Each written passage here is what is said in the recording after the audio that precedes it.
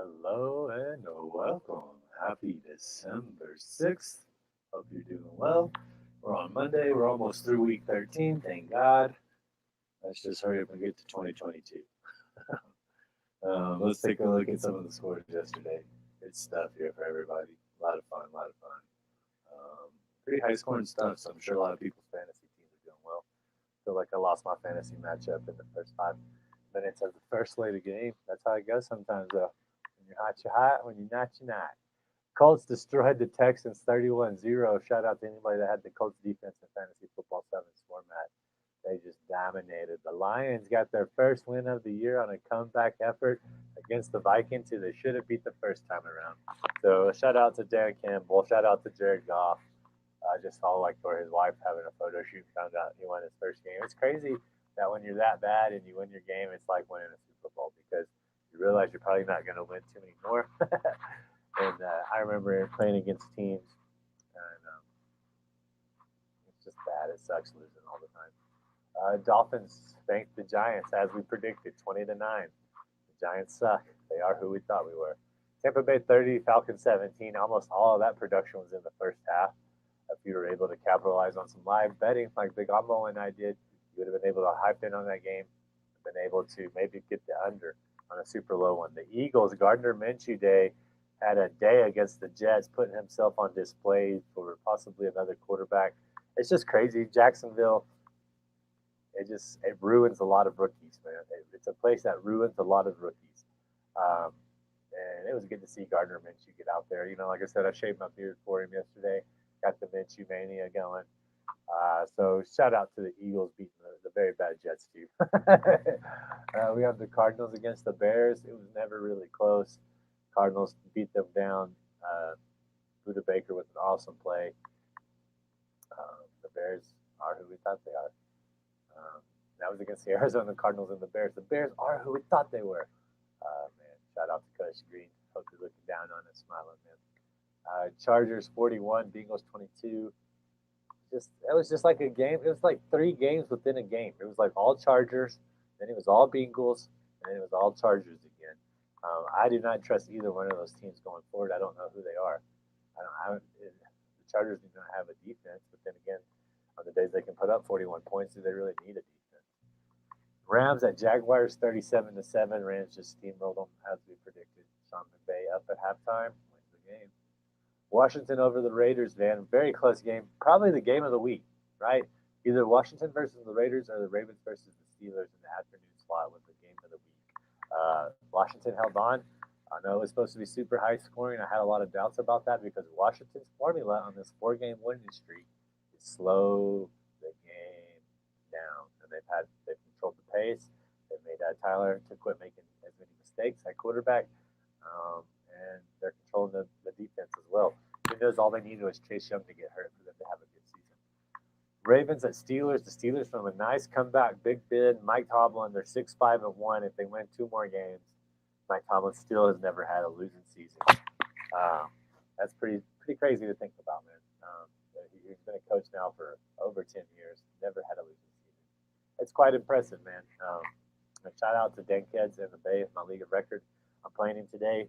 I played him this week. We're both 6-6. He's never had a losing record in 9 years. So if he beats me, it'll be another year that he's never had a losing record.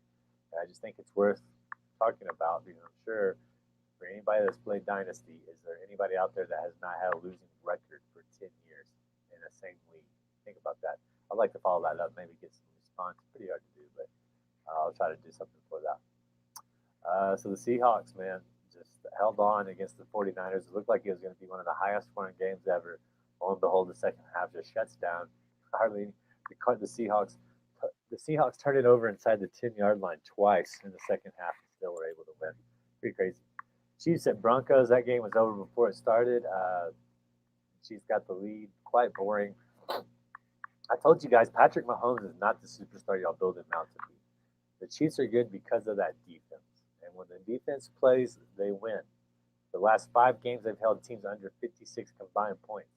Patrick Mahomes didn't even have 200 passing yards last game. It's not the formula to win. When Patrick Mahomes has to go out there and sling it a bunch, they're going to lose. And tonight we got the Patriots at the Bills. So from a fantasy perspective, you're going to be looking at Damian Harris. You're going to be playing Mac Jones. You're going to be playing Hunter Henry. You're probably playing Bjorn. You're probably playing Jacoby Myers if you have him. On the defensive side of the small, you got Van Noy, who's just been on a roll. J.C. Jackson, Kyle Duggar's on COVID. Let's keep an eye on that. I haven't had any news. It is very early in the morning up here in the mountains, so something could come out today to change that. But Highsmith as well over there in the middle. You're going to be liking him. And the secondary could do well. On the Buffalo side of the ball, I do like you obviously starting Josh Allen. You're starting Stephon Diggs. Emmanuel Sanders kind of been iffy. You know, at Monday night, you're starting whoever your slot is that's up there. But, you know, it goes back to, for the Patriots, Harris, Stevenson. If you have them, you're probably starting them. Oh, wait, for the Bills. Breida, Zach Moss, Devin Singletary. I feel like this could be the game of Breida really establishes himself as a starter. They could be hanging on to Singletary. He hasn't been that bad for them, but Breida just has more explosive plays. He's been scoring touchdowns. So it could be a buck-out game for him. Of course, you're starting Dawson Knox for the Buffalo Bills, one of the great emerging tight ends in the league, really. So you have that going for him. Gabriel Davis, if you're in a pinch for Buffalo, he's been kind of coming on a little bit more later. I've noticed they've gone with a little bit higher of a lineup, but they have so many wide receivers, it's hard to tell who's going to be well. I mean, Cole Beasley, I don't know if you had him. I mean, going into tonight, I'm sure you played other wide receivers. So just take a look at that. That's fine. On the defensive side of the ball, I mean, you got Poyer you're starting Edmonds. You're probably starting Milano. You're going to be starting Micah Hyde and deeper leagues.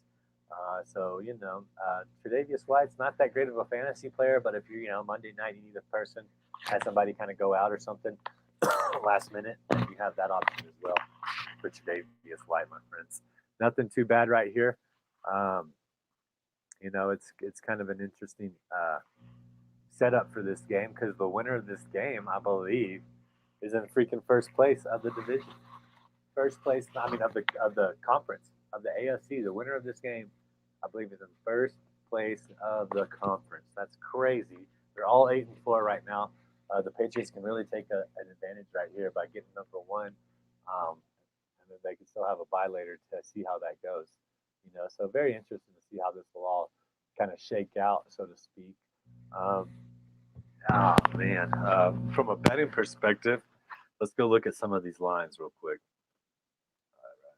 Didn't have it loaded. That's my fault. You didn't have it preloaded. I'm sure it might be a good game. I don't know. This week of slots has been a little interesting. Right now, it's a 2.5 point spread on the Bills. It's at 41 and a points on the over/under. Negative 140 for the Buffalo Bills. Plus 120 for the Patriots. It's tight out there. Let's go and look and see what we have on the. Let's see here. Get back down here. I can see a little better. Not have that light in my face. Looking at some props for you.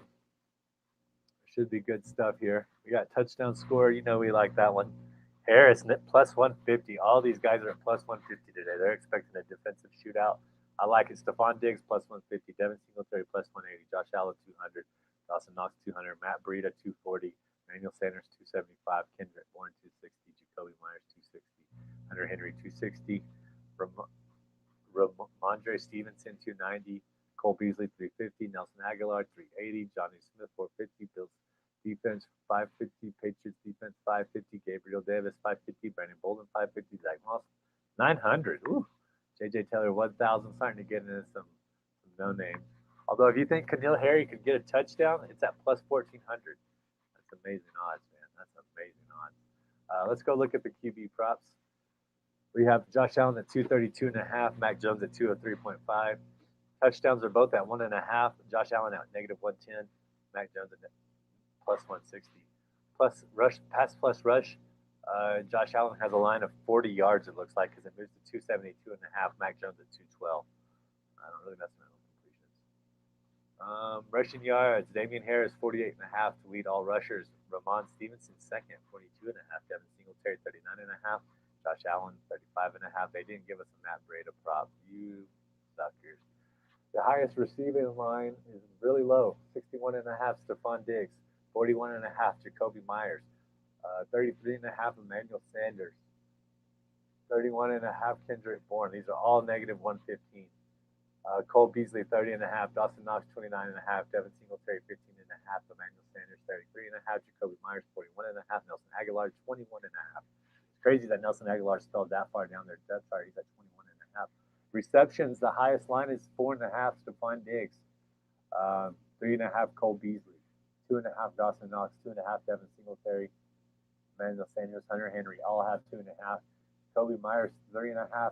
Johnny Smith, 2.5 at plus 145. Woo, that's not bad. Kendrick Bourne plus at negative 180. Nelson Aguilar plus 145 at 2.5. So there's some pretty low reception lines. I guess they're expecting this to be won offensively with the run game, is what they're telling me, because this is one of the lowest reception lines I've seen all year. All year. I mean, Emmanuel Sanders, 2 at negative 185. There's some interesting lines there if you feel like it. 57.5 for Damian Harris on the rushing plus receiving. Devin Singletary's at 58.5. Longest run, longest reception. I don't really mess around with those. Weekly specials. Let's take a look. Over 299.5 combined Mac Jones pass yards plus Josh Allen rush yards. Yeah, stay away from that. Although Mac Jones could do that by himself. Let's take a look at my favorite, tackles plus assists. The highest line we have is 7.5, Tremaine Edmonds. Matt Milano's is at 5.5. If we think the Patriots are going to control the ground, Hightower, I said Highsmith, I meant Hightower. His line is at 5.5 for the Patriots. That's the highest line for the Patriots on the day, and it's at plus 125. So if you think the Bills are going to control the clock, you could go with Deontay Hightower at 5.5, 1 plus 125. Kyle Van Noy's at 3.5. Adrian Phillips is at 5.5 at even plus 100. Man, with J.C. Jackson gone, that could be something to keep an eye on. So plus odd bets on the overs. If you think that Patriots might control the clock, you got Jordan Poyer at 5.5 at plus 115. Matt Judon 3.5 at plus 100. Man, he's a stud. I might take that. If you think, like I said, if you think the Patriots are going to control it, Matt Milano 5.5 negative 150, Micah Hyde 4.5 negative 105, Tremaine Edmonds 7.5 at plus 105, Taron Johnson 4.5 at negative 130. So there you have it, man. They don't have any field goal props. Let's look at odd boost for you guys real quick, see if there's anything worth mentioning there before we get out of here for the day. Let's take a look on the odd boost. Bourne supremacy. Kendrick Bourne to score the first touchdown plus 320. New era. Josh Allen to record 250 plus passing yards. That's at plus 155. Who? Mac Jones. Mac Jones to record 2 plus touchdowns at plus 180. So some pretty good odds boost. Honestly, I like the Mac Jones ones. If you feel like the Patriots are going to dominate it, you can get 2 passing touchdowns at plus 180. You can bet one of those would go to Hunter Henry. New era. Josh Allen to record 250 passing yards. Against kind of a secondary at 155. I think those are both pretty good boosts. All right, guys, have a wonderful day. I'll talk to you guys soon. Peace.